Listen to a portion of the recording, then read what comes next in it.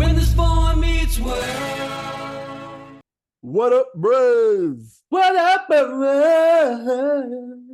And welcome to Bruh Meets World. What is Bruh Meets World? Your Boy Meets World fan cast. I'm Ceej.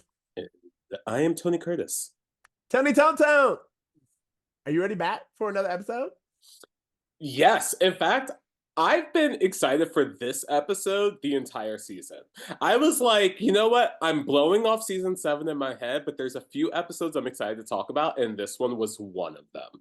I completely agree with you. Like, this is one of the episodes that whenever someone says season 7, I remember this episode. I didn't even remember like where it was.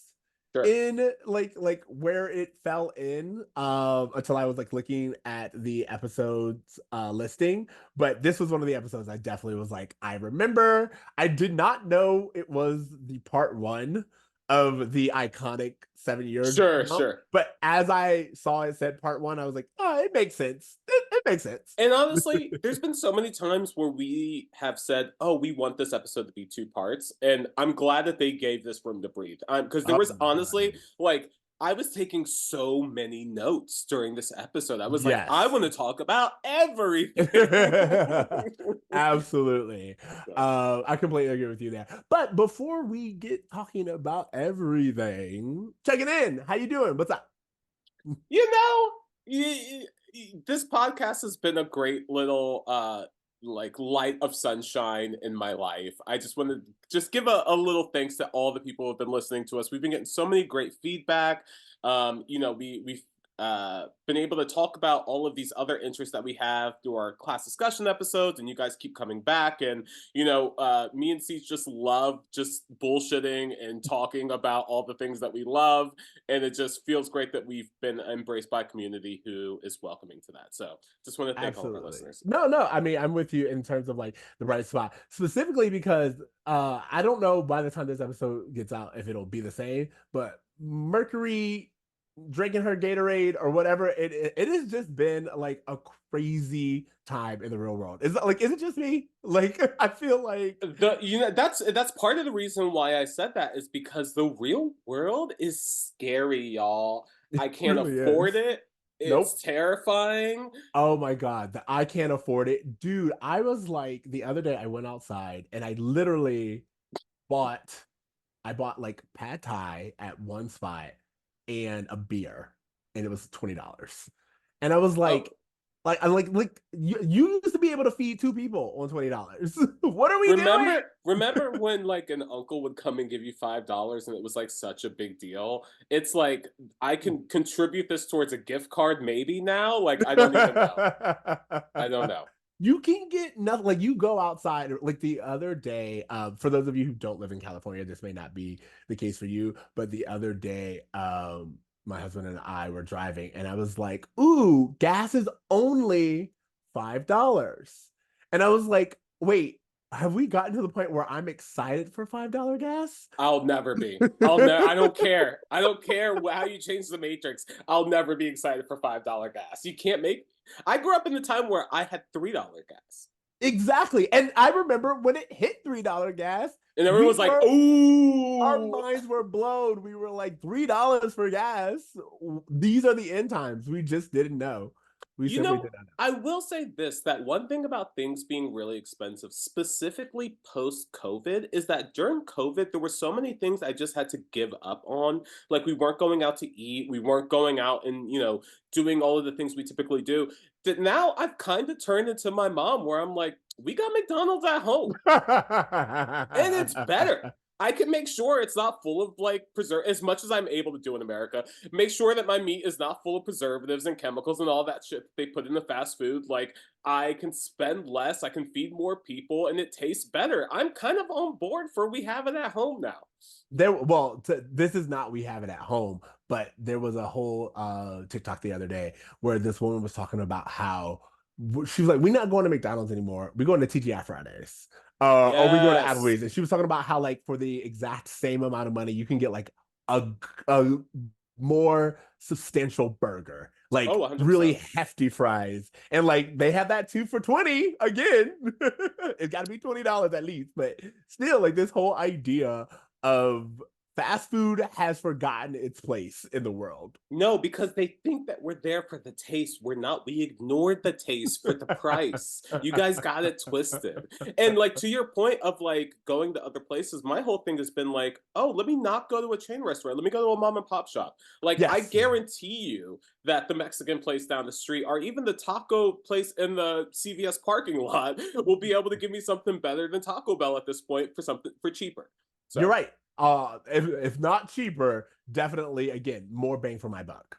100%. 100%. Speaking of going places and gas prices and cars, this episode Segway. this episode is one for the books. I'm really excited to talk about it. I'm really excited to get into it with you. But before we do that, let's do a little bit of housekeeping, which is our morning announcements. You guys, again, you can find us at Brett Meets World on all the places. You can follow us on YouTube. You can follow our Patreon. We have merch. If you like what you listen to and you want to support us in all of the ways, please check out one of those things and continue to reach out to us. We really love hearing from you. Can I add something to that? Even if y'all listen to us on Spotify or Apple Music, if you just go to YouTube and subscribe to our channel, that would make such a big difference to us. It really does. Even if you don't watch us on YouTube, just subscribe to us. Make a new account just for us. Like we're okay with that. Not you punching up the numbers. I love it. Make the system work for you. That's right. Everyone's scamming.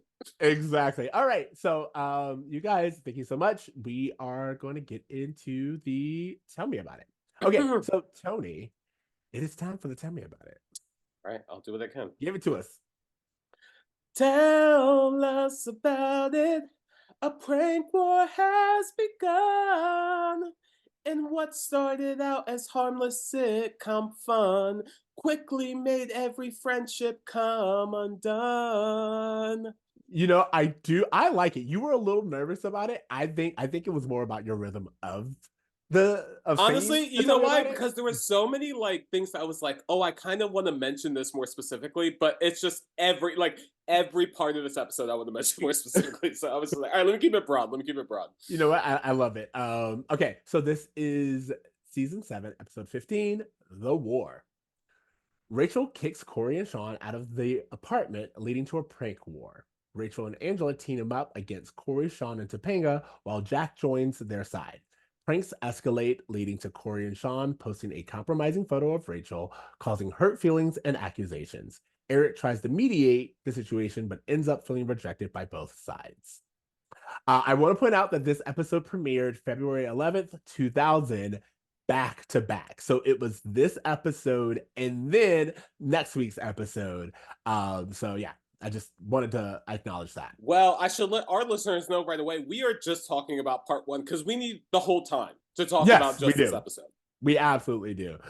Speaking of which, you were like, I've been listening to some of our old episodes and they were like 30 minutes. And I was like, how did this become? I don't even know how we did a 30-minute episode. Talking about Thai food. That's how. Yeah. Anyway. Okay. So what were your first thoughts? My first thoughts are, one, I love this episode. Okay. I love this episode because it gets to tensions that have been brewing under the surface for so long. Things that you and I have noticed. Things where it's like, hey, this person kind of slighted this person and they're letting it go. They didn't let it go. Correct. It's bubbling under the surface. And I love that we're seeing the volcano explosion of all of that. If I were Rachel, I would be so done with Cory and Shawn for the rest of my life. Like from the get of this episode, they have done nothing. Habitual line steppers, both of them, to the point where it's like, this isn't fun. I don't want any part of it. I'm better off without y'all. And I honestly, I hope she leads the charge because multiple people have come to that realization throughout the episode. And I'm like, yes, Rachel, I get it. And I'm with you. It's so funny you say that. I watched this episode and I remember loving this episode. I feel like very recently I was listening to Pod cover an episode and they I think writer said something about the fact that what the audience remembers is the fun of the set pieces. Yes. But when you look at the episode, it's not quite there. Sure. And that's how I felt about this episode. I was like, I remember loving this episode as a kid. And then I rewatched it and I was like, I love the idea behind this. The execution of this episode leaves a lot. Let's just start off by saying the car in the apartment, the moment that happened, I was like, suspension of disbelief. Like, I just have to, any and every other zany thing that may happen, I'm going to have to give it a pass. Because if I try to look at the logistics and try to make it make sense like we often do, I will get nowhere. So instead of spending hours talking about that, I'm just going to be like, this is a wacky sitcom episode. We are living in sitcom world. I'm going to live with that. But at the exact same time, I can say, even from sitcom world, it could have been better. I mean, you have to, honestly, both of these episodes can be a dream sequence, and I would believe you. Yeah, exactly. That's how wacky this shit is. At one point, they get a bear involved. From where? How? Like, this is outrageous. We're kind of jumping ahead, but all right, really quickly, let's just talk about like the incident that sets it up. Because at first, I was so confused because it looks like we're back in Shawn and Cory's dorm. We literally are, but it's just been taken over by Angela and Rachel, but it's the same dorm. And like, you know, so that's crazy because like, you know, Rachel became an RA. We know that Rachel became an RA. We know that she's living with Angela again, but they basically just give the old dorm room. They don't even get like a coat of paint. Like, they do make it look like the girls have lived there, but like, I was so confused because I was like, wait, we've already moved everyone. What are we doing? And I was like, oh, this is Rachel. I had to look so closely to be like, this is Rachel and Angela's dorm now, but it doesn't really look that different. Well, you have every right to be confused because the last we saw this dorm, it had been taken over by triplets because Eric and Jack had moved across the hall, and presumably Rachel and Angela moved into that apartment that was across the hall. No, now they are in what was the triplets dorm. Now they have taken that back. So exactly, it's very like, you know, I feel like you just can't look too closely at these things. You can't look like this episode specifically. Don't look too close. But then after watching that, Rachel comes in and she's well. Can I say something first before Rachel comes in? You know, this episode opens with Shawn and Angela making out, and Shawn questions Topanga and Cory, who are just hanging out on Rachel's bed, eating snacks as messy as they possibly can. Yep. Are like, Shawn's like, why aren't you making out? And Cory says something that I thought was really interesting, where he points to Topanga and goes, once you start this engine up, it's nonstop to Puerto Rico. I don't know what that means. They didn't know what that means. And he goes, Daddy don't have to make sense, or something like that. And I honestly, like, there are some funny moments. And like, I feel like the fun that the cast seems to be having, specifically Ben and Ryder, really make you forgive a lot of the grievances that they give to other people. Like, they're clearly all having, Will is clearly having so much fun in this, like so much fun that I think as an audience, we're feeling the fun that they're having, much like the Scream episode, to the point where we can be like, oh, that doesn't really make sense, but I'm willing to go along with this. It's funny that you say that because this is another episode directed by William Rusty. Ooh, okay, that's interesting. Yeah. Yeah. And so when I saw that, I was like, where it worked earlier in the season, I feel like it doesn't work as well this season. Because you're right, I can tell they're having fun, specifically with Will and the couch and everything else that happens later. I'm like, oh, you guys are having a good time. But I was like, I kind of want you to just kind of stick with your narrative right now because I feel like we are going somewhere. I think this show upsets me the most when we have like a great idea and we don't kind of stick with it. Instead, we try to have fun. We try to have like these little side adventures or make it extra wacky. And that's when I'm like, no, stick to what you got. Give me the old Boy Meets World formula for this episode because it's worth it. You know what I'm saying? Definitely. And I mean, just to your point of listening to how, you know, Pod Meets World, how they react when episodes get too wacky, they feel it too, that there's something that's off. Like, it's an interesting episode, but it's also just like so different than the world we've established. Absolutely. All right. So I do want to talk about, like I said, Rachel came in and Rachel was having grievances because she's working So she understandably is working and going to school, and she's not feeling appreciated. We can all understand that. And I'm And also then glad that they returned back to her being an RA, something that they mentioned before, and I was like, oh, we're never going to hear this again. And I was like, oh, good for you, Boy Meets World, for adding some consistency and through line for this. correct. And then so she is an RA. It's kind of like a thankless job. And then she's like, the one perk that I get, a parking spot, is like not even like someone's in my parking spot. And then they acknowledge that Shawn is the one who's in her parking spot. And she's very understandably upset. But my problem is, at no point in time do these boys take her seriously. And we can tell why, because Cory essentially says it's Rachel. So they don't take her seriously. And this episode is so interesting because it shows how disrespectful and how little they consider Rachel in general. Like, Yeah. it's one thing to be like, oh, Rachel's the new girl or whatever, but like this episode shows they just don't respect her and they don't feel like they have to. I mean, you say they, but I really feel like Cory spearheads this thing of it being, well, it's just Rachel. Well, yes, but like Shawn is the one, like, even though I agree that Cory is the one who's like says it out loud, Shawn's actions also show that. Sure. Because Shawn is the one who's just like, yo, calm down. Like, I'm in your parking space. What are you gonna do? Huh, little missy? And it's like, it's Yeah. again, it's this talking down to someone who, by the way, not only is she your peer, but she does have authority in this situation. I also don't feel like they would have talked to a man that way. No, they wouldn't have. And in any circumstance would they talk to a man that way. If it was Jack, if it was someone else, I don't feel like they would. Can I just also say that this is the first time, like, I love learning more about the characters. Rachel has a bug. Cute. Yeah. Shawn also has a car. What is it? We don't know. Exactly. Who paid for it? No questions. Exactly. We do know that it's in Rachel's parking space. Yeah, that's all we know. Is it the trailer? Did he park the trailer there? Again, like, no, because I feel like she would have known. She would have been like, some trailer is in my parking space. But you're right, it's some unnamed car. And I also feel like Rachel having a bug is a little bit of like, it's not product placement, but it is like, what are the girls driving these days, you know? Well, Bug's made a big comeback, even though she drives a retro Bug. Like the new VW Bug, I feel like so many girls were just like obsessed with like that lime green. Like, I was thinking of the yellow, but you're right. Yellow, Yeah, they just had like these iPod colored cars that were just like really famous for like 3 years. Honestly, bring color back. Like, I miss like colorful things. Like, now Let's everything. get cunty with cars again, guys. I love it. Yeah, let's do it. Anyway, the thing that I did want to, you were like, there are some funny bits. I want people to know that like it wasn't like I hated this episode throughout. As I said, execution wasn't great, but the comedic bits of Shawn being like, I am shocked and dismayed, and Cory being like, you can't be both.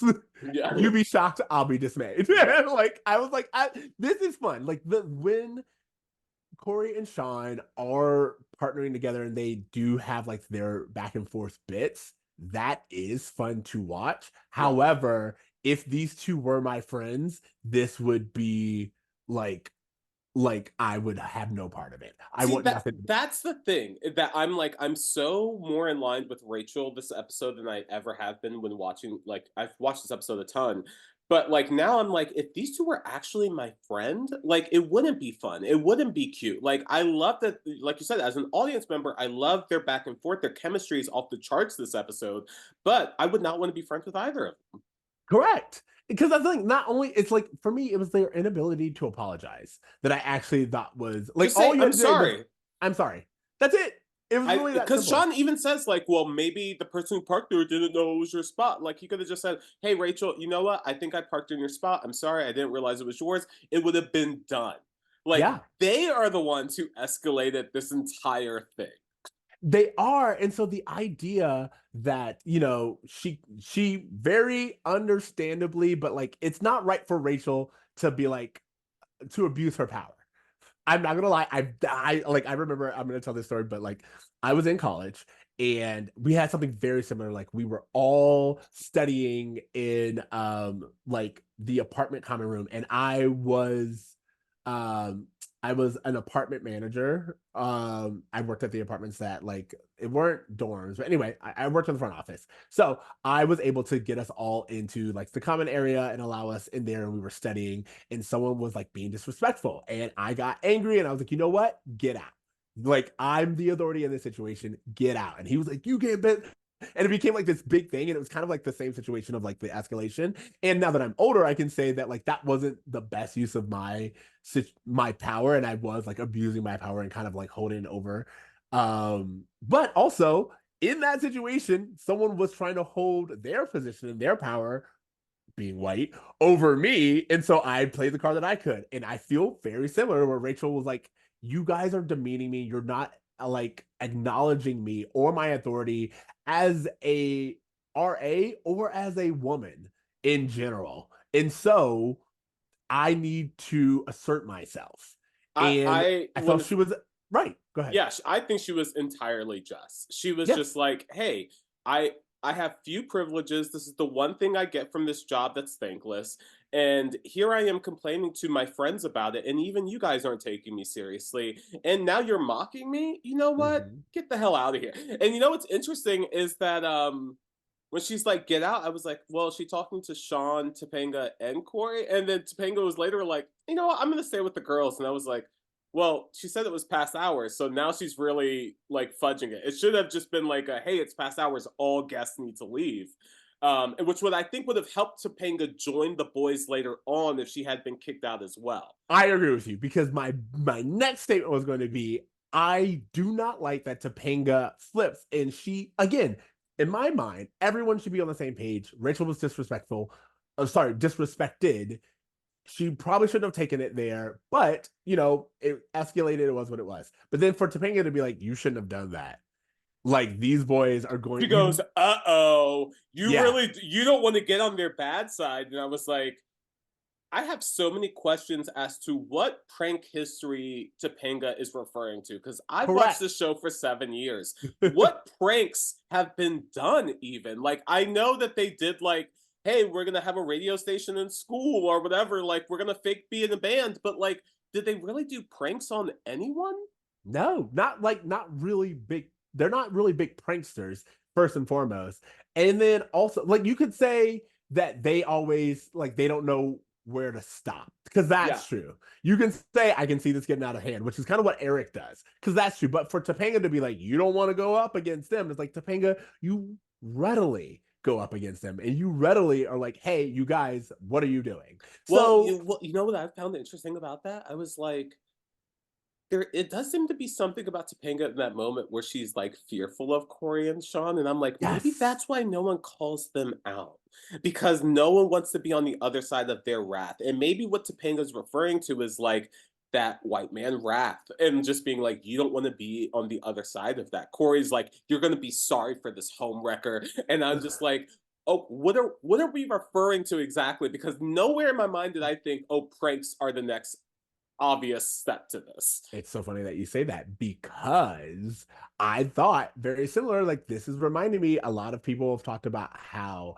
this show sometimes parallels real life and what's happening behind the scenes. And I think, to your point, a lot of people are like, hey, just so you know, this isn't going to end well if you speak up and stand up for yourself because everyone's going to rally behind the two white men who are everyone's faves and you're just going to look like the fool. And that is kind of sad that that is the position. They don't come to Rachel's defense. Like Angela and Topanga both should have been like, guys, take it down a notch. You're Yeah. in Rachel's room. Maybe we all show a little bit respect, but they didn't. They watched Rachel handle it by herself, and then after Rachel left, they were like, "I don't know if you want to do that."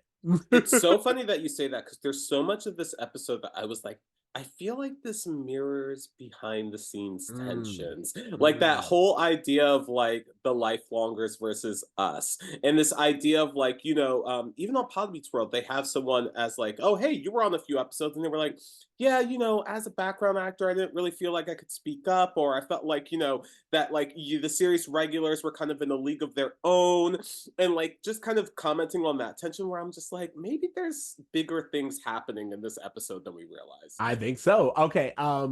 Then we get to the idea of Rachel bringing in the big dogs, aka Feeney.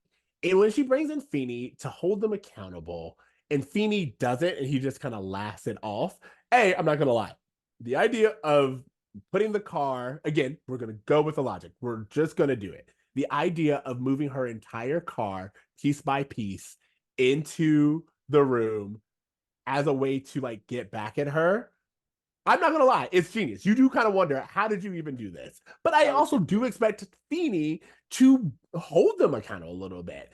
Like Rachel's not wrong to be like, oh, all of a sudden, for the last 2 years, all I've ever heard about is Mr. Feeney and his lessons and how he holds these boys accountable and how they can't get away with anything. And then it's me, and you're just like, you got Miss McGuire, let it go. It's like, really? I felt that so much because it shows the favoritism that Feeney has. At least in this scene, like obviously later on he kind of is like he rolls their eyes at Cory and Shawn too, but at least in that moment, like I felt Rachel's frustrations of like, I've heard nothing but the legacy of you, and now I need you and you're not showing up for me. Absolutely. Also, is Feeney just like Feeney got married and he's like, I'm done, whatever. Yes, Feeney is definitely in his whatever phase. Before we move on too fast, I know you said, hey, I don't want to get into like the specifics of it. Can we try for like 2 seconds, in order to get that car into that room with both of them sleeping? Both of them would have been given sedatives to not wake up for the noise. I thought the so same there's a thing. Drugging element that's happening as well. Thing. Like there's other things that went into that being a thing, because it's not just that they got a car in the room. They got the car in the room while two people were asleep. So many questions. Here's the thing. I thought the same thing. And that's why I was like, you can't look too closely at it, because if you look closely at it, you have to be like, the only way to feasibly do it is to drug both of them and then do everything that you do. Because there's no way you don't hear a car being assembled inside your room.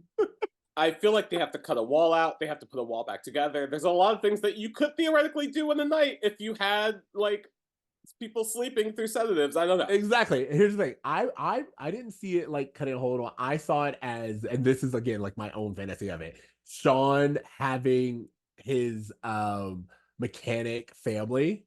And I saw it like a pit crew type thing, where it's like he called some people. Because like they're even holding like a piece of the car in the student union. So to me, that's what happened. Like Shawn called in a favor. He had people. They broke the car apart and they brought it in piece by piece.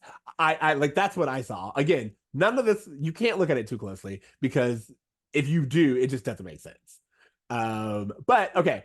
Then what am I going to say? Oh, the idea of Topanga being on their side and being like, good one, guys. Again, it's like everyone is just not everyone, because Angela does, in fact, stand up. But Angela even stands up not because she feels like Rachel was done wrong, but because it inconvenienced her.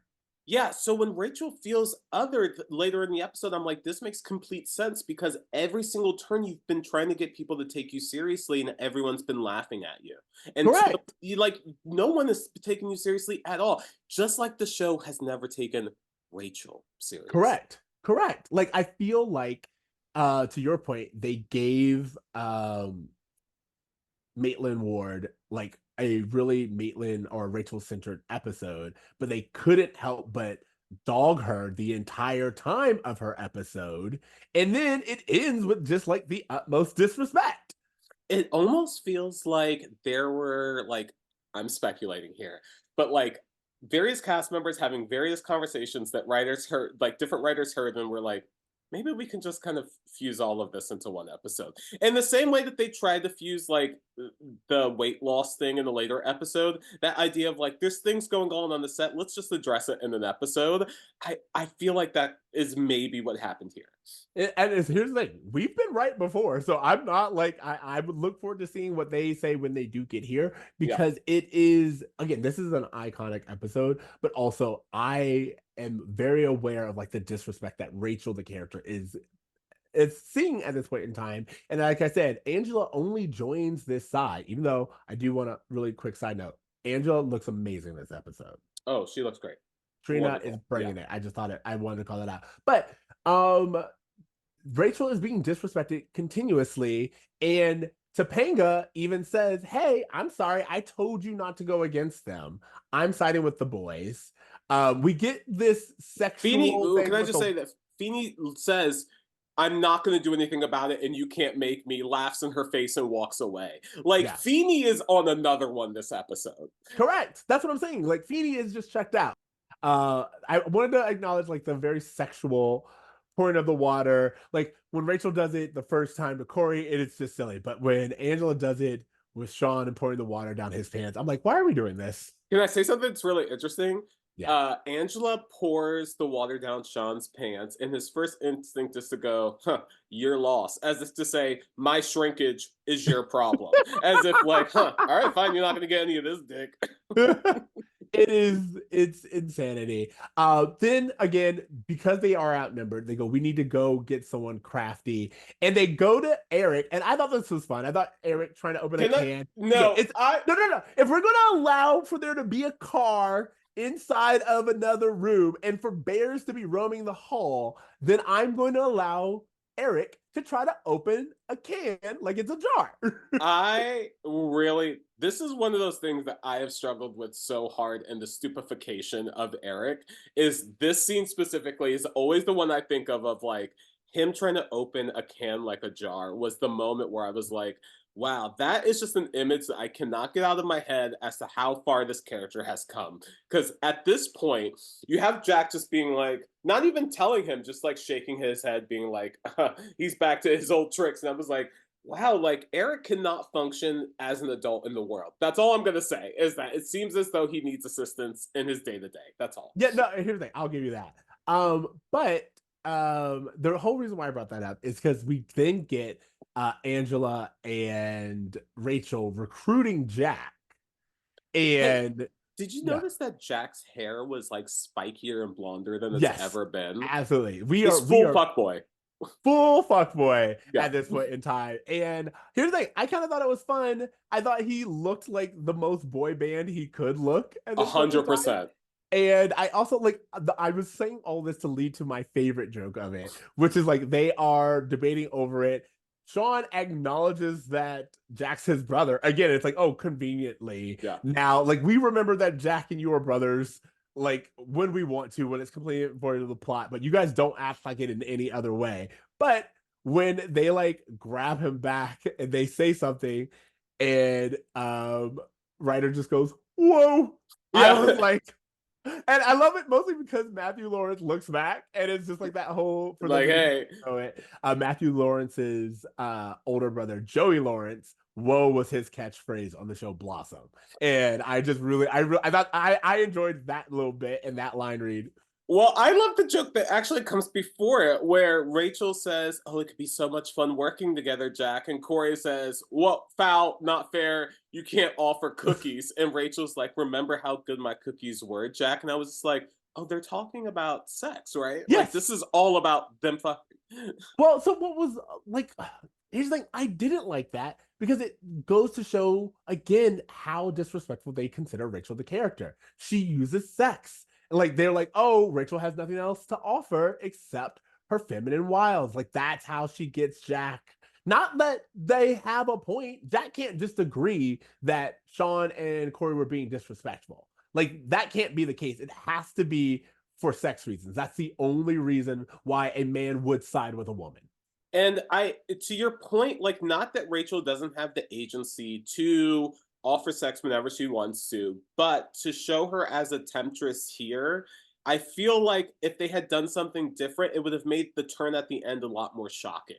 Because it's like, well, she doesn't portray herself as that. Other people associate that to her. Whereas in this episode, it felt, I don't know. Again, she has the agency to do what she wants. It's just, I wish that they would have done a different approach to get Jack on the team. I just feel like they could have made the argument and Jack could have agreed. Like, it's really that simple. You and I were able to see it. Why, like, the idea that they only used sex in order to get Jack is crazy, especially since we know he's in a relationship with Eric. Like, it just doesn't 100%. Make sense.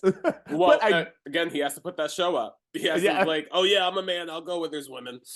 Well, I will say this led to the second part that I thought was really funny, where Eric's like, if I go, do I get cookies? And she goes, you get none. He goes, mutton? And I was like, I don't know why.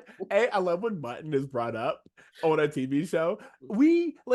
No one eats mutton anymore, and yet it was so brought up. Like for so many years, mutton would just be brought up in TV shows and television. And I don't know why, but I love the word mutton. I love the reading of the word mutton. I just thought it was fun. Um, yeah, just for people who don't know, mutton is meat from a sheep over 2 years old. Just to make that clear. And then again, like they like what's funny is they do acknowledge, like, according to your own rules, brothers are supposed to be brothers. All right, you get Eric. And then we get this whole show of like neither team wanting Eric. And again, I kind of see this as like the seeds being planted.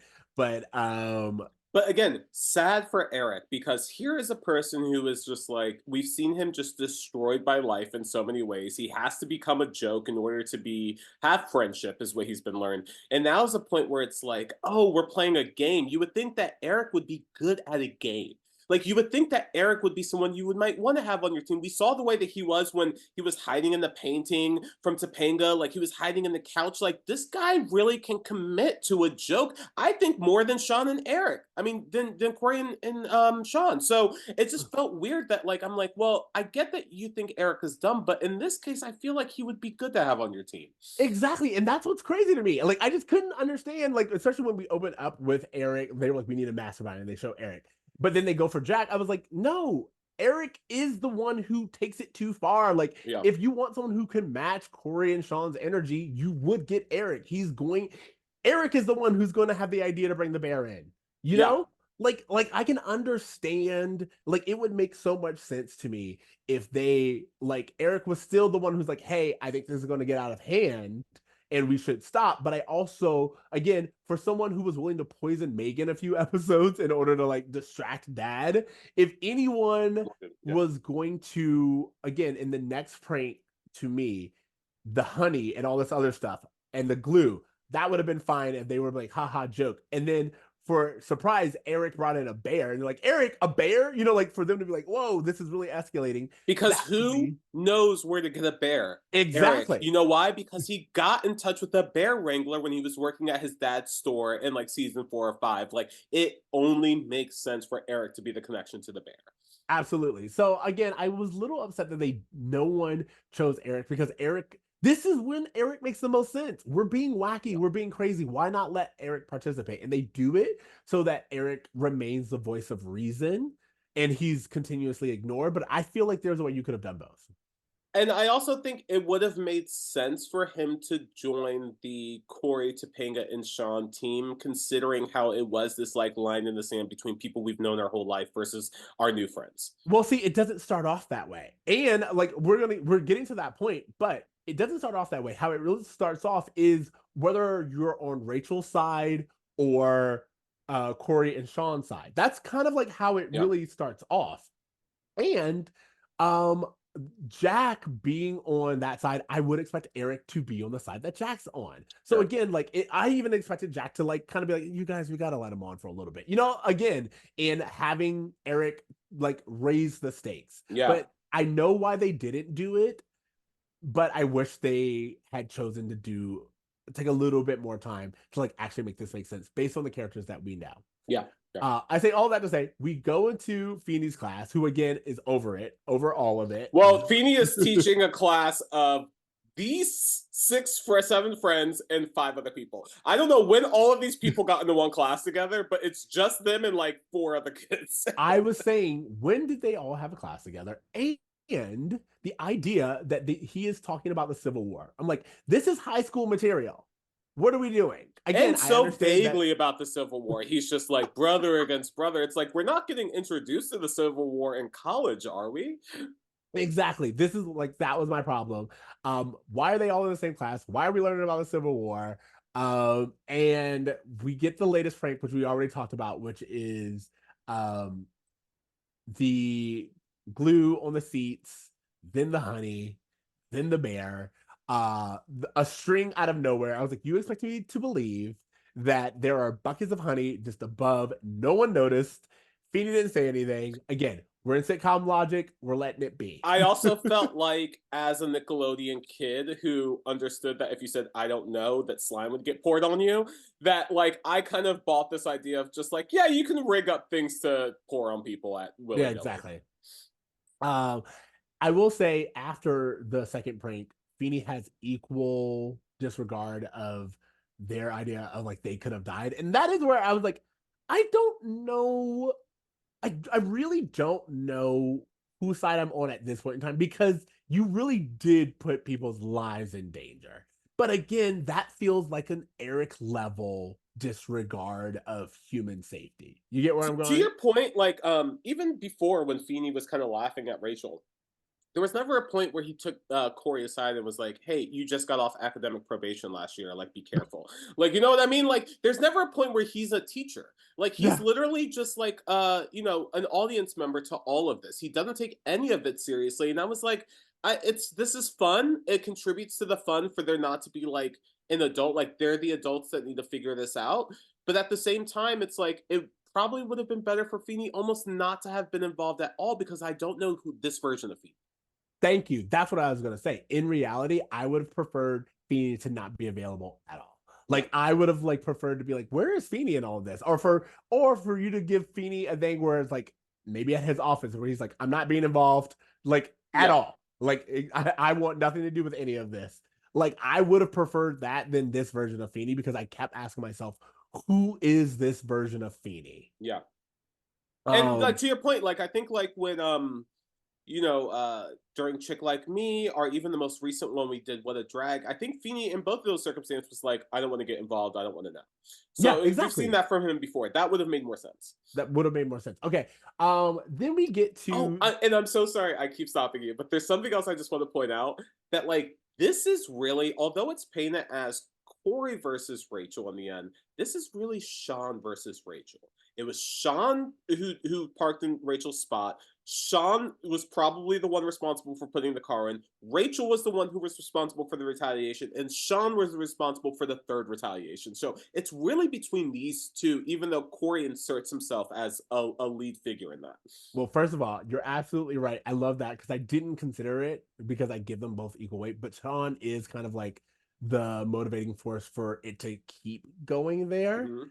And like we, as you said, in this next and final quote unquote prank, Sean is the one who I guess you could say betrayed the other side trust in order to get access to this photo. My problem with this prank is not only is it disrespectful in universe, i.e., for them to put up a photo of Rachel in the student union in this way, but for it to be what it's supposed to be, which is a taboo photo of someone whose privacy is being violated, for the show to linger on the shot and then have it be a sight gag where it's like no matter how many times you pull it down, you still see the photo and you still have Rachel in the corner crying. I was like, you can't have it both ways. You can't say that this photo is inappropriate and the boys have gone too far,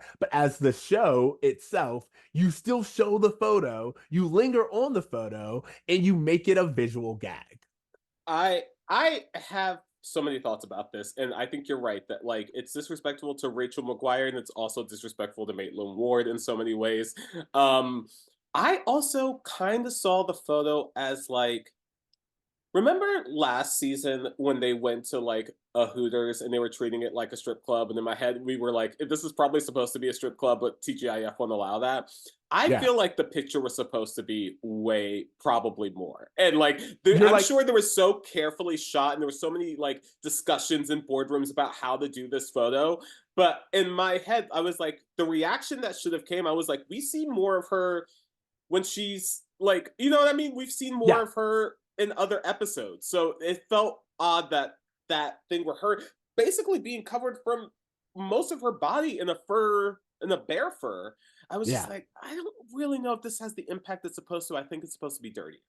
Well, to me, as a little bit of what you're talking about is the How I Met Your Mother retelling of it. Like, if this was Yes. like a How I Met Your Mother retelling where they kind of acknowledge this is what the way that we're telling this story. Like, if anything, what you and I talked about in the last kind of wacky episode, which was They're Killing Us, also directed by William Russ. If it was kind of like that, where we had some kind of framing device that An allowed unreliable us narrator. Yeah. unreliable narrator, that to me would have made everything that happened a lot more digestible including the fact that like this is the photo that you're seeing. This is not the photo that was used. You Yeah, know, because 100%. I agree with you, but no matter what in universe, you're saying this photo is a violation of this woman's privacy, and then the camera lingers on that violation. Yeah. That is going to be my problem with this episode. People have the right to disagree with me. I know that there are a lot of people who will be like, it's fun, it's harmless, it's a sitcom. I'm saying that as someone who we watch this show, to be like, what lessons did this show teach us as a generation? This episode said that, hey, she's crying, but it's really not that bad. Yep. That's the lesson that they are saying on screen by making it a sight gag.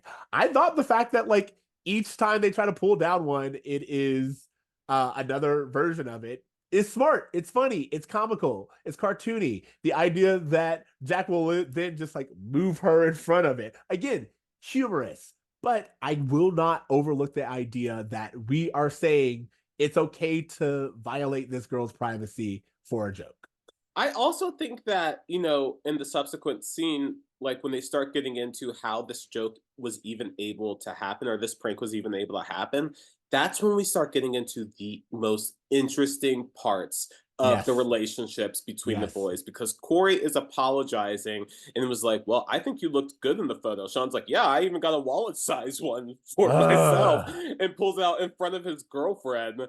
And then, Rachel's like, well, Angela, it must have been you because you're the only one who had access to the dorm room and I kept it under my bed. And Angela's like, well, Shawn lied to me and told me he had a book that he left in the dorm.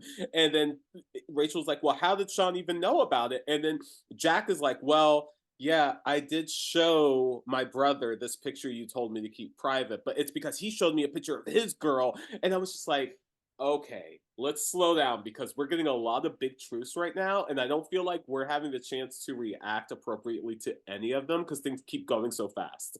Well, so it's funny because it's funny that you say that. To me, it reminds me of the episode of Friends, the one where I think it's the one where Rachel's ruins the truffle or something like Yes, that. yeah. Anyway, it's the one where Ross smoked pot. And that's like the whole thing is like it's a whole build up episode where like truth after truth after truth comes out Yeah. and everyone is learning something new in every few seconds and I don't think I was supposed to put jam in the truffle. exactly like that whole thing, that whole bit worked for me. I feel like this kind of did the same thing, Okay. and it being punctuated with the uh-ohs and everyone gets a chance to say uh-oh Yeah. is fun. Again, unless you look at this episode too closely, because they're right. Rachel's right. She is being violated from every end. She's violated by her roommate. She trusted her roommate. Her roommate violated her trust. Now, again, you can argue that Angela didn't intend to do it, but she did. Sure. Rachel said, do not let them into the apartment. Angela did. So, violation of trust. Then she's violated by Jack because Jack had already showed the photo to Shawn. Again, these two, Jack and Angela, are on her side. She was already disrespected by Shawn and Cory, but now she's additionally disrespected by the people who are on her side. And then the kicker is Topanga comes in and she's like, Topanga, I know that you knew about this. And Angela and Topanga's like, actually, I didn't know about this. And instead of being like, how dare you do this to her, her first reaction is, why didn't I know about this? Yeah. So again, Rachel's discomfort is not at the forefront. Rachel is not wrong to be upset because every single person violated her trust. And no one seems to care that there is a huge billboard of her body in the student union. They're all concerned about themselves. And another thing, again, like this idea of boys showing pictures of their girlfriends to each other, videos to their like friends and things like that is something that can like literally ruin people's lives. Like there are laws in place now to prevent like revenge porn specifically for that reason. Like it's a much bigger conversation. I don't want to spend too much time on it because I don't think the show wants us to, but I just think that like much like last week where we had Eric outing a kid and it was kind of like played for laughs, like there are real world consequences to some of these things that are being passed off as jokes. Absolutely. And that's my real thing. Like, we know humor's not supposed to last. I understand it. And I will not pretend like there aren't funny bits in this. Like, Yeah. again, the whole back and forth, the uh-ohs, the reveals, the idea of uh Shawn being like, "You're my brother. Why didn't I see anything?" And Jack being like, "You're my half brother. I only have to show you Do you half." have? Like again, that's funny. I enjoyed that, but I do not like that the punchline of all of this is Rachel's body. 100%. I do want to rewind a little bit because I want to talk about Topanga a little bit because in the last sequence when they were covered in honey, Topanga was like looking at Shawn and Cory. She was like, "We're gonna get them back, right? How are we gonna get them back?" Like she was desperate to be involved in it, and the camera pans away as if like, "Oh, Shawn and Cory are thinking of something." And like when Topanga first comes in, I agree she shouldn't have like spent a little bit more time listening to Rachel. Someone should have gave a fuck about anything Rachel was saying. But I also can understand where Topanga's coming from, where she was like, "Hey, I joined your side. I said that you guys were the best at this. I was desperate to like be included in this next iteration of a prank. You specifically left me out, and you went way too far with it. Like it's I get all of her frustrations." Well, I like that in this point she goes, "Great speech at the wedding, Shawn." I I knew loved that it was coming back. because when that happened, I was like, "Oh, so we are present." Like this again, for her to be like, "You at the wedding," we're all like, "Oh, we're a team. It's the three of us." Yeah, yeah, yeah. But not only did you take part and make it the Shawn and Cory show during my wedding, I gave you the grace. I tried to be a Yeah. part of it. I tried to find my place in this and be like, guess what? If we're going to be a trio, we're going to be a trio. And you pushed me out even when I was on your side. I did like them bringing that up. In terms of like tensions that have been bubbling, this is exactly what I was talking about. Because one of the things that Topanga says, even before she gets to the toasting, is she goes, "Well, Cory says, it was Shawn's idea. So he's like, I'm not going to take accountability for this. You're my wife, but I'm still going to say it was my friend's idea." And then she goes, "Of course. Where there's trouble, Shawn isn't too far behind," which I think is the same thing that Alan said to him that one Yes. time. And I was just like, Yes. Sean's face kind of drops and reacts to it, and I'm just like, oh, people don't give a fuck anymore. They're saying everything they know are going to hurt people's feelings, and I felt like she knew that would hurt Sean's feelings. And then also for her to bring up the toast is like, hey, you said it was going to be me and Cory from this point on, and now you're not even going through with that. So like, I just. Shawn does need to be called out because Shawn is the propulsion of all of the events that happen. Even if Cory's ego wants to take more of a role, this really all does come down to Shawn. So I'm glad Topanga was able to call him out in that way. It does, and I don't want to take away from that because you're right. It does really come down to Shawn. But what I think is interesting is in this little bit, it realistically does allow everyone to justifiably be angry. I just want to run down this in a little bit because you're right. Like we're starting to say truths and things are starting to be out. Rachel, understandably, is mad at everyone for every reason. Like I said, she's mad at Angela because Angela, even though is supposed to be her roommate and her friend, not doing it at all, not actually behaving like it's supposed to be. Jack, her ex-lover, has been showing photos that were supposed to be intimate and just between them, doesn't have her back. Shawn has been disrespecting her the entire episode. Topanga, who she also considers a friend, doesn't really care about her feelings as much as she does her boyfriend, or not her boyfriend's, her husband and his friends' feelings. So Rachel justifiably angry. Then you have Angela. Cory doesn't give a fuck about Rachel, period. Like, he I'm getting there. Says that, yeah. I'm getting there. Then you have Angela, who's mad at Shawn because he violated her trust. Jack coming out and violated her trust, but also exposed her friends in the student union. Like it's you betrayed my friend and you betrayed me. There's two Correct. reasons why she's mad at Shawn. Correct, Yeah. but she's mostly invested at the fact that Shawn betrayed her. But Yeah. then you get the fact that Jack comes out and says, "You're only my half brother. We ain't really that close." So now you have Jack, tension between Jack and Shawn. Then you because Jack feels betrayed that Shawn knew about the photo, remembered it, and was like, "Oh, we could use this against her." In this way of like, you weren't supposed to tell anyone that I even showed you that. Like a bro code, literally between two brothers. correct. Then you have the violation of Topanga coming in to Shawn and being like, "Oh, whenever there's trouble, there's Shawn." Which again, you're right. That's a dig. That's historic. That's like, oh, that's how you feel anyway. Like anytime Cory's in trouble, it's got to be my fault. Yeah. So now Shawn is feeling sensitive. Cory, throughout all of this, tries to calm down and be like, "You guys, it was just Rachel's feelings that we hurt. Come on."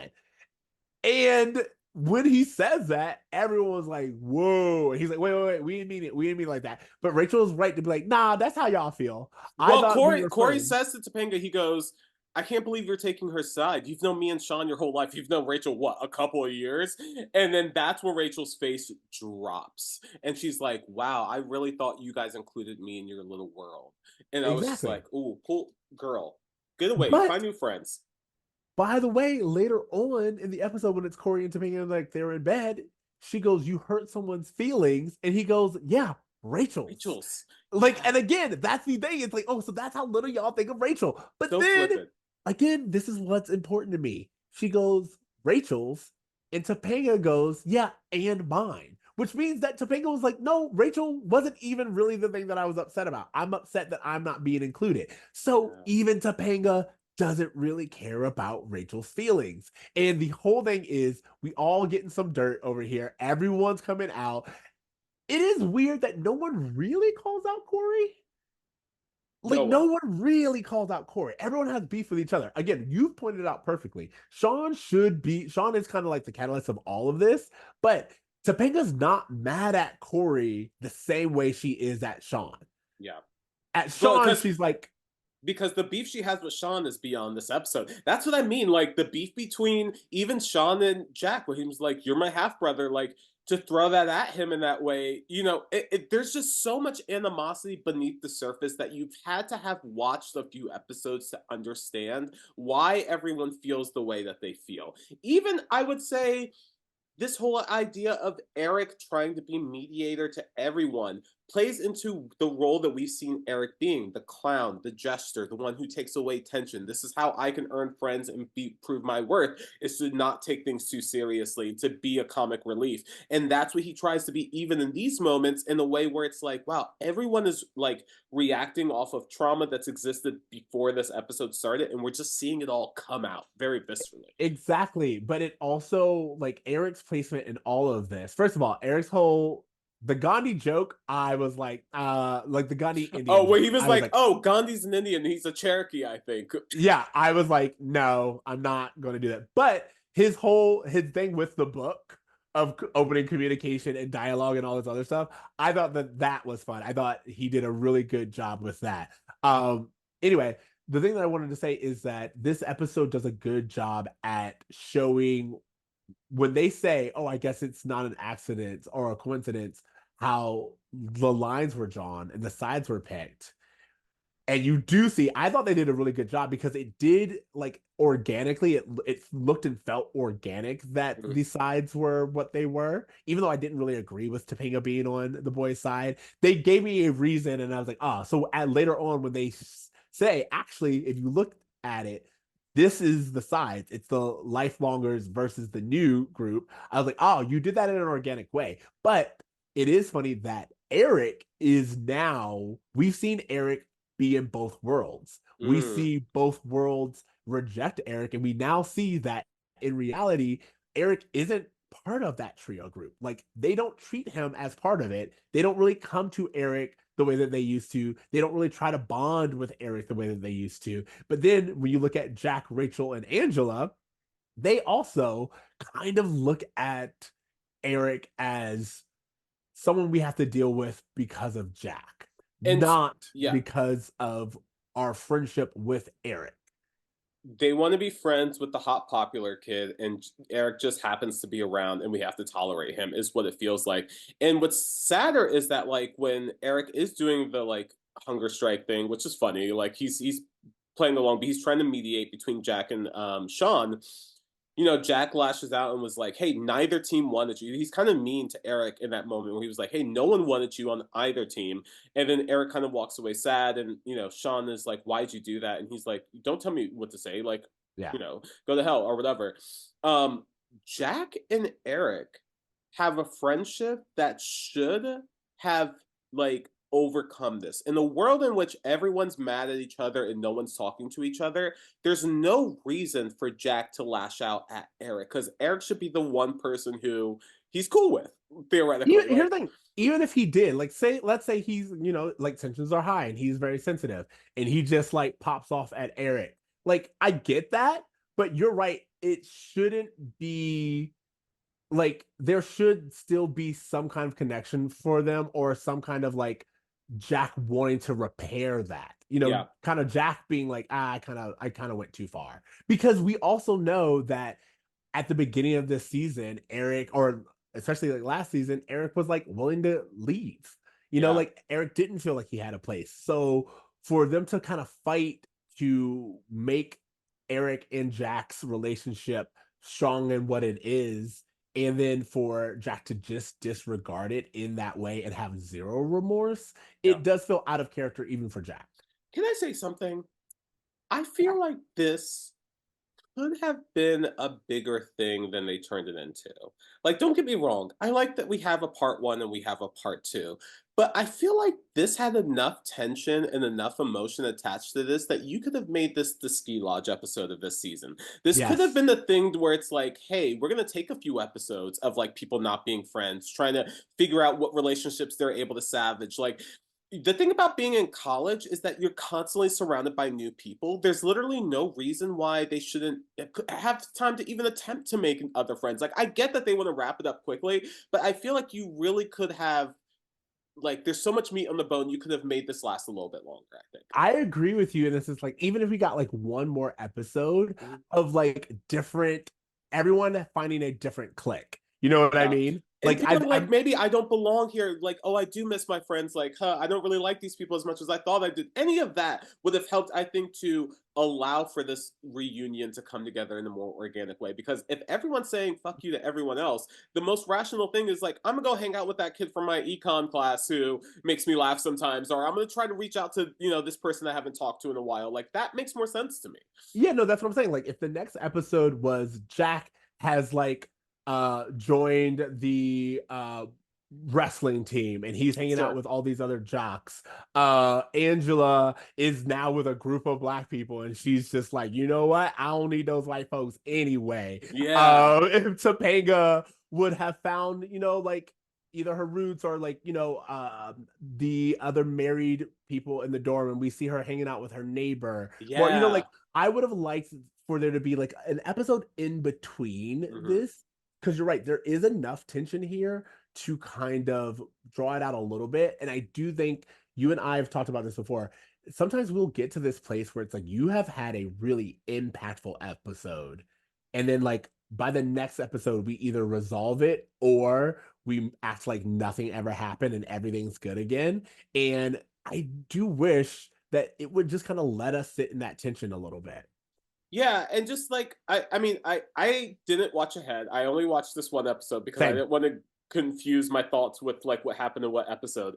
But, this idea that like there is so much room for these characters to have conversations with each other and to actually improve some of the underlining issues of like, hey, maybe we have a scene of just Cory and Rachel talking, and Rachel's like, hey, like having that like, hey, I'm sorry I didn't treat you like a person, or like seeing like, Rachel have a new group of friends and Cory feeling like, oh, I kind of miss her. Like anything like that, I feel like you could have played into a little bit more, just to show that like it's not just this tension that's the issue. I truly miss these people in my life, which I feel Correct. like the sequel, from what I remember, is more about kind of resolving tension more than it is like salvaging like your personal relationship with people one on one.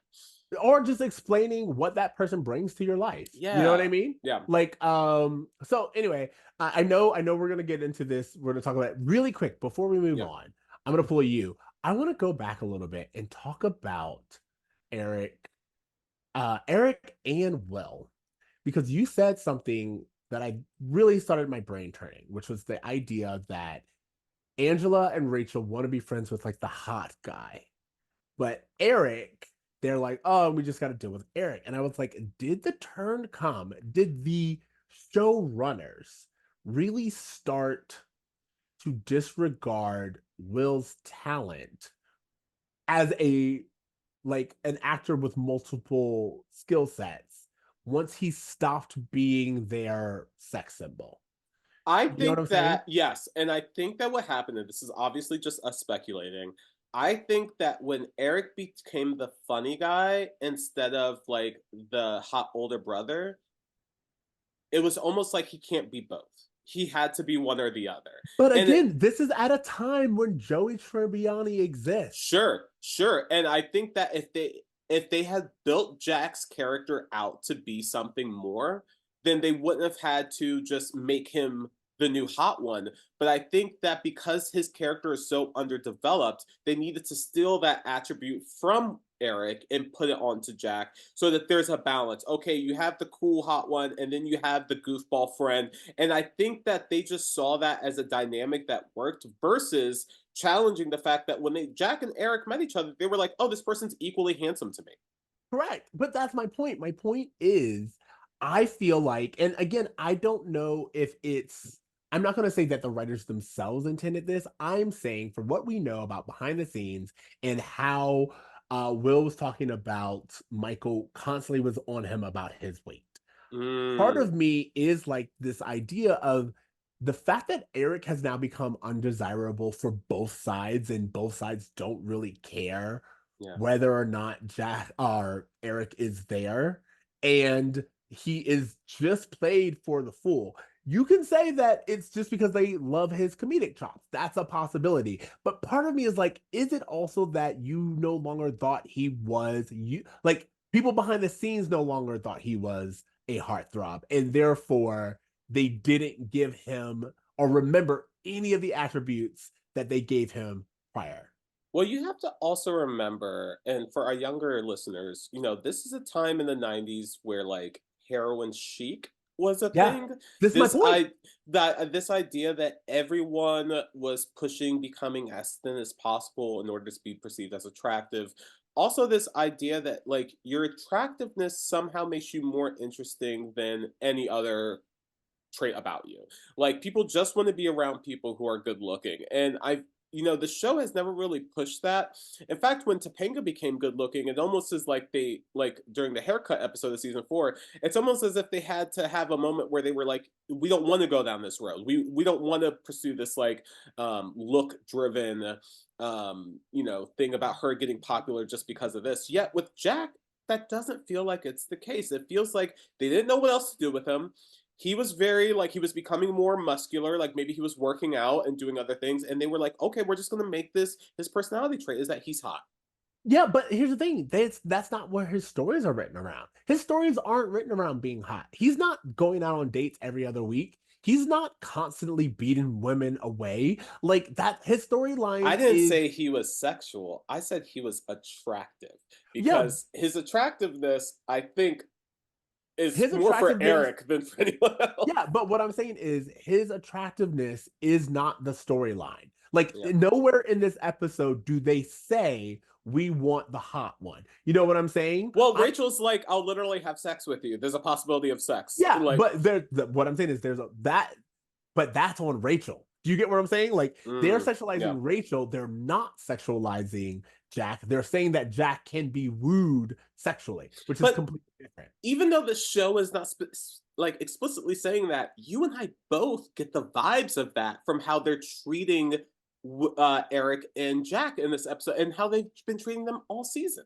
That's what my point is, and I'm so sorry, but we're kind of getting into like the part I really wanted to talk about, which is Yeah. this idea of it does feel like since Will was no longer then The good-looking they guy. started this, since he was no longer the good looking guy, they don't write to him as being the good looking guy. Because again, think about it. Rachel offers Eric her cookies, so to speak, but she doesn't offer to Will at all. And when Will tries, when Eric goes for it, and she's like, you get nothing. It's like, what made me think about this is they are treating Eric the character like most 90s sitcoms treated the fat friend. Yes, 100%. That's the thing. It's like if you have a group of guys and all the guys are like having fun and all this other stuff, and then there's that one fat friend in the group where all the girls look at him and they're like, you're here, but like you're supposed to be funny. Like we're not into you. That's how they're treating him. They're treating him like the rest of the 90s treated the fat friend. And that's what made me be like, wait a minute, they're treating him like he's the fat friend and not this charismatic character that we knew. Even though Eric was dumb in the earlier seasons, he was dumb and hot. Now they don't really treat him as if he has any kind of appeal. Well, and this is the thing that's kind of been weird for me is that from this jump, when Jack and Eric were in college, like season 5, when they're starting college, you see them dating. Like there's that Candace Cameron Bure episode where like, the witch tries to infect Jack or whatever, or they try to swap dates. We don't see them date anymore. And I'm like, you're in college. You both have said on the show you're not virgins anymore. You guys should be out chasing tail nonstop based off of how you were both written, yet you constantly just stay indoors together. And but to your point, and I'm so sorry for everyone who's like, but anyway, I want to say, I think this is important because you and I both were heavy set when we were younger. Yeah. And I think it's notable when the story changes, because what you just said, when you're like, oh, we acknowledge that they're both not virgins. When is that episode? That episode is said season 5. Season 5, when Will is still at a weight that they thought could be appealing. Yeah. In that very episode, he makes out with Jennifer. Do you get where I'm going? Yeah. When Will was of a certain weight, they thought he could get women's attention, and they wrote to him as a character who could get people's attention. Now that Will is not at that weight, and by the way, I want everyone to know, I have no problem with Will's weight. I'm saying that the show treats him as no longer desirable at all from anyone, from any place, now that he is not at a weight that they feel would be attractive to women.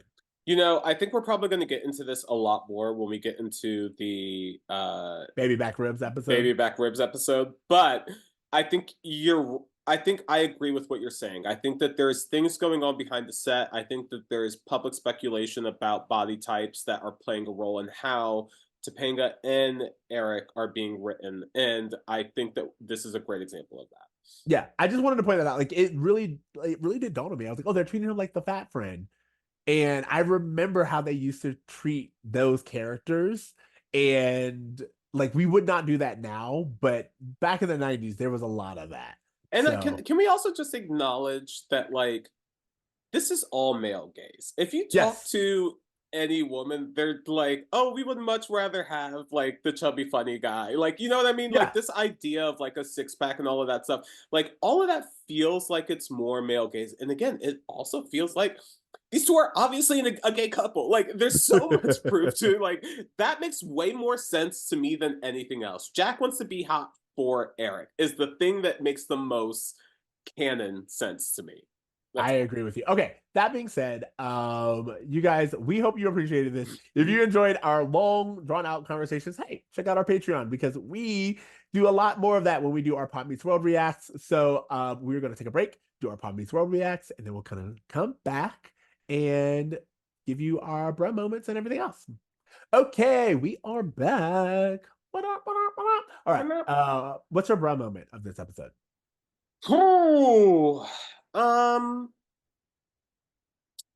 The Maitland Ward of it all. The way that they treat Rachel, the way that they treat Maitland. I mean, we've talked about them sexualizing Rachel's character since she got brought onto the show.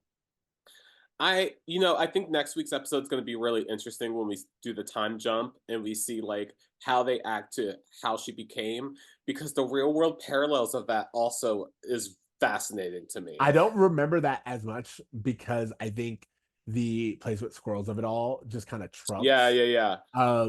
But I do look forward to revisiting that episode and seeing. But yeah, the fact that Rachel really just wanted to be heard and taken seriously by her friends the entire time, and instead of anyone taking her seriously, they just kept amping up the jokes. And then, at the end for her to say like, "Wow, I really thought you guys let me in as your friend. I guess the joke was really on me the whole time." I was like, "Wow, like I feel that, and you need better friends, girl." The bruh moment of just like them exposing a private photo, the whole like I mean, I hate to use the word revenge porn, but like I can't think of like another like term to signify like the bigger issues of what that can be. I think is probably the most troubling. So that's what would be my bro moment. I like that. For me, it was the Gandhi being Cherokee Indian thing. I was like, that's it's just not true, and it's kind of disrespectful to again to me. It's very white gaze of oh, they're all the same. Like I get that it's played for a joke, but for me, it's very much saying all brown people are the same. I can call you, they're interchangeable. You know what I'm I, saying? I I agree with you, but I have to say I thought that joke, at least from my first watching of it, was more of a slight against either Eric or the American education system, to where Americans are taught that like Native Americans were Indians up until like 2015. Like we No, no, used no. the word Indian to describe Native Americans for so long that I was like, I get it. Like I I get it, I but get it. hey, I'm picking my bruh moment. And You're right. You're right. You're right. for me, that is like whether you like it or not, I just feel like again, whether you find it funny or not. There are lots of jokes like this where I'm like, I get it, blah, blah, blah, blah. But the bigger problem of races are interchangeable. It's funny to make that joke even. I don't want to perpetrate it. Like that's how I feel. Well, I also think that the term to use the word Indian for natives also takes away the native rights of these Correct. people who have been in this country longer than anyone. We were Like, not to your point, we were not doing that in the 90s. I absolutely remember saying, like the other things. So I get it. I do feel like it's a very 90s joke, but it was a joke that when it happened, I was like, Gandhi is one of the most respected yeah. figures of that time and of that location globally. And for you to kind of like just be like, I don't know what he is, it felt disrespectful. Feeny lesson. What do you got? I guess listen to your friends when they're saying they're having issues with you. Like just talk it out and listen to people. I don't know, listen to people. Like if someone just listened to Rachel and was like, "Oh, you know what? You're right. I'm sorry." All of the events in this episode could have been different. At any point, they could have just listened to Rachel and no one wanted to and no one took her seriously. So I would say take your friends seriously when they say that they're having issues with you, or they may not be your friends anymore. Hey, or they may not be your friends. I think that's a really good lesson. At first, I was going to be like, it's a part one. It feels like a part one. So I don't know if there's a lesson. But I Sure. agree with you that, like, you can come to the conclusion that if your friends aren't respecting you, are you really friends? Are you really friends at all? Yeah. What grade are you giving this? I'm gonna give this episode a B. I like this episode for the reasons of it being memorable. It has a lot of things that I know are gonna end up in the clip show at the end of the season. But at the same time, like the things that are memorable about it, I don't think contribute to the storyline the way I want to. And I think that there's so many issues that are brought up in this episode that I think are way more interesting than the pranks now that I'm an adult, that I'm just like, oh, I want you guys to have these conversations more. That I wish they would have just got into that a little bit more. So my ruling is a B. Like I said, I'm gonna give it a C. In all Okay. honesty, like I feel like what we kind of talked about, while I had some fun and I do remember a lot of what was going on, I just felt like this episode didn't make me laugh. Like I was like, I'm not laughing. Yeah. I'm really not. Like, I get that a lot of this is funny, and like I will say that I can tell they're having a good time.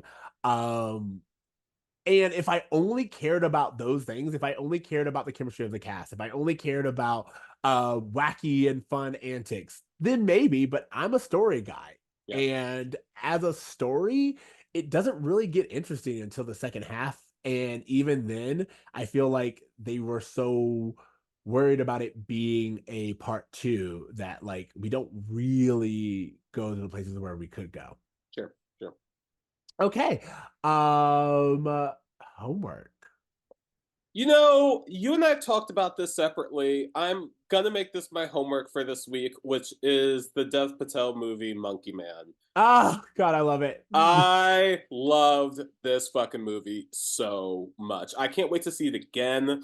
It was, this movie I think is so interesting because I don't know if you've heard like the backstory of it about how like it was filmed during the pandemic. They lost funding. They were solving problems every single day of things going wrong and technical issues, and none of that comes across on camera.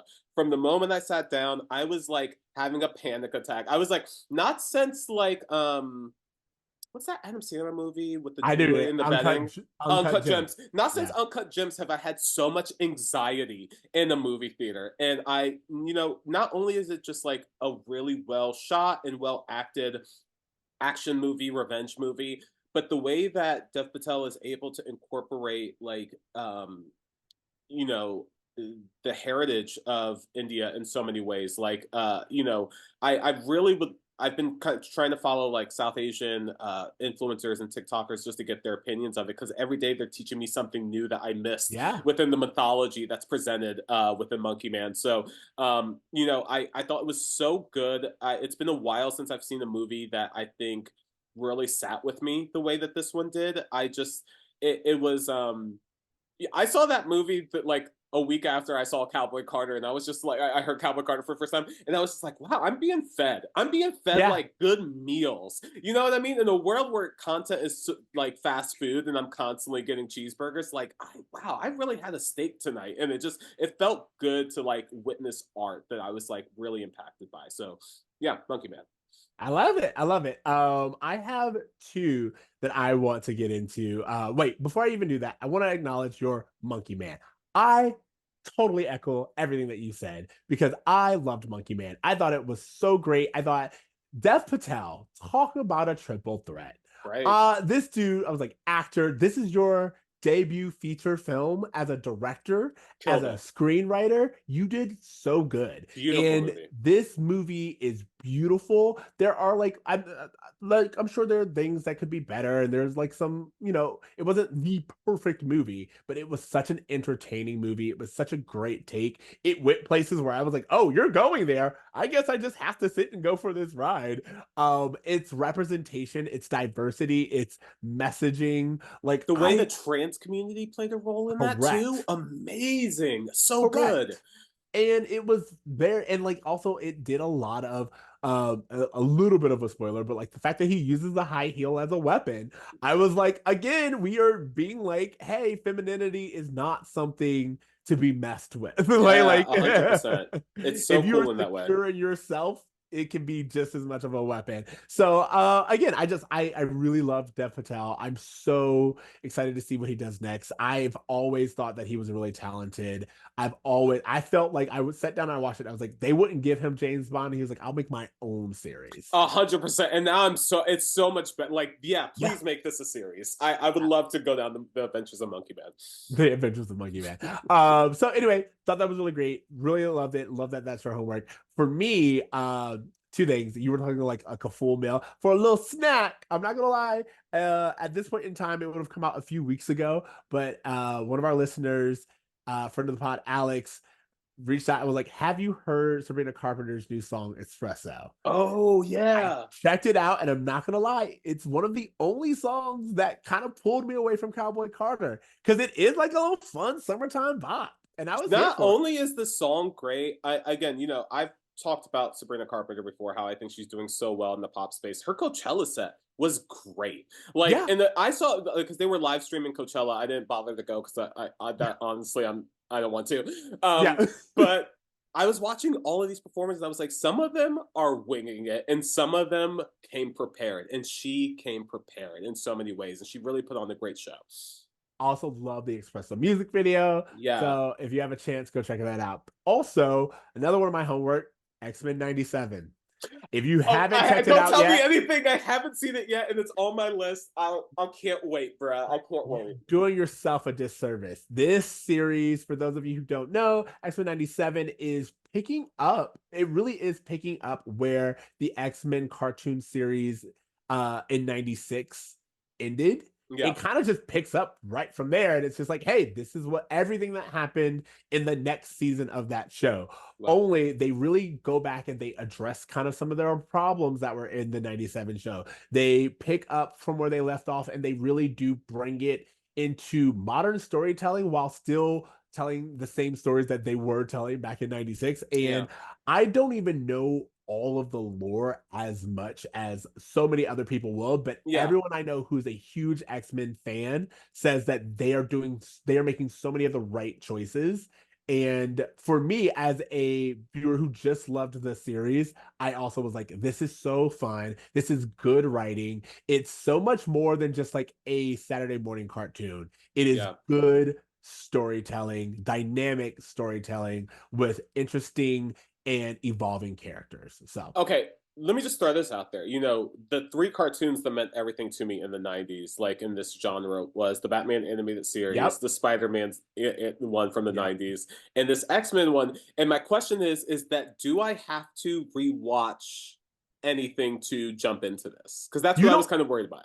You don't have to. I'll say this. I did not watch like the last season. There are enough things. You can find lots of stuff on YouTube that'll be like, hey, if you want to know, here's a really quick recap of everything that you should know. But as someone who didn't watch any of that before, I just watched it. And you can pick up, like if you have any basic understanding of the X-Men, who they are, what you know about them, you can pick up from the very first episode and just dive right in. There are lots of like Easter eggs that you won't get, but you don't need it. You can just watch it and it's still a good. And to me, that's a signature of great writing. When you don't need to watch the previous material to get invested in something like this, which is brand new and kind of like a revival. Sure. Well, okay. I'm excited. Okay. So to that point, you guys, if you have homework, please reach out to us. Let us know what you think. Follow us on the socials at Run Meets World. Subscribe to our YouTube. Join us on Patreon. We have merch, you guys. We always appreciate you interacting with us. We hope this episode was like a little bit longer, but we hope you enjoyed it. And Tony, anything else you want to say? No, I just want to remind people, if you could subscribe to us on YouTube, that means a lot to us right now. But other than that, just, dream. Try. And do good. Do good, peeps. Do good by your friends. Yes, please do good by your friends. Later, bros. Later, bros. This episode of Bromance World was produced by Ceej and edited by Tony Curtis. Bromance World is a 2 Free Tokens media production. Bye. Bye-bye.